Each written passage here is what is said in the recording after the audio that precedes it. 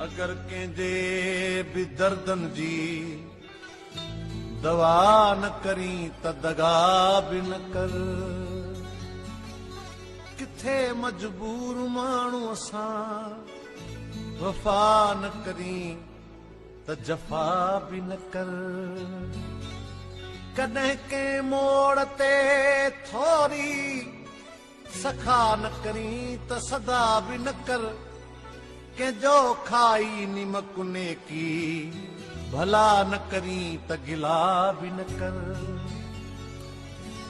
खुदा जे फर्ज़ खे बेशक वजा आणण बुज़ुर्गी आ। सुठो आ जेकॾहिं सजदो कज़ा न करी त रिया बि न कर। बिना मक़सद जे बाज़र में वञण वांदनि जो कमु आहे। रुपए बिन जी ख़रीदारी सफ़ा न करी त पुछा बि न कर। छॾाए सेर थो तोड़े जो कंहिंजी तोर तोलो आ। दुनिया में आजिज़ीअ जो कमु अदा न करी त अना बि न कर।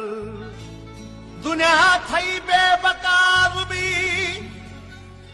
दुनिया थई बेबका अज़मी, उहो कर जो अॻे कमु ॾेई। हक़ीक़ी माग जा हासिल नफ़ा न करी त खफ़ा बि न कर।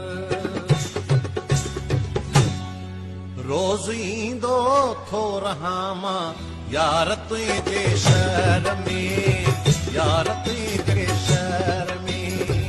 रोज़ ईंदो थो रहां मां यार तुंहिंजे शहर में, यार तुंहिंजे शहर में। सिक लॻी आ कीअं कयां दीदार तुंहिंजे शहर में। रोज़ ईंदो थो रहां मां यार तुंहिंजे शहर में, यार तुंहिंजे शहर में। सिक लॻी आ कीअं कयां दीदार तुंहिंजे शहर में।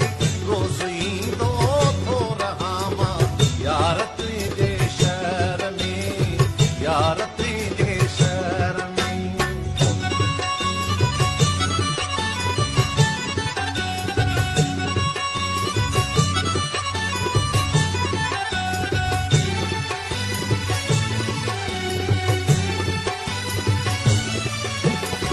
बेच तो सां प्यार जो पा तल पुराणो आखिरी। बेच तो सां प्यार जो पा तल पुराणो आखिरी। कीअं न पोइ फिरानो वतां दिलदार तुंहिंजे शहर में। रोज़ ईंदो थो रहां मां यार तुंहिंजे शहर में, यार तुंहिंजे शहर में। सिक लॻी आ कीअं कयां दीदार तुंहिंजे शहर में। रोज़ ईंदो थो रहां मां यार तुंहिंजे शहर में, यार तुंहिंजे शहर में।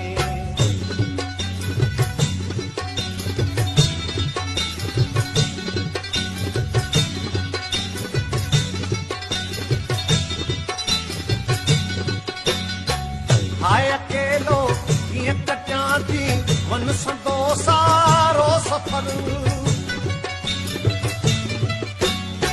हाय अकेलो कीअं कटियां थी वन संदो सारो सफ़र। मिले अची रोई वेहाय में नार तुंहिंजे शहर में। रोज़ ईंदो थो रहां मां यार तुंहिंजे शहर में, यार तुंहिंजे शहर में। सिक लॻी आ कीअं कयां दीदार तुंहिंजे शहर में। रोज़ ईंदो थो रहां मां यार तुंहिंजे शहर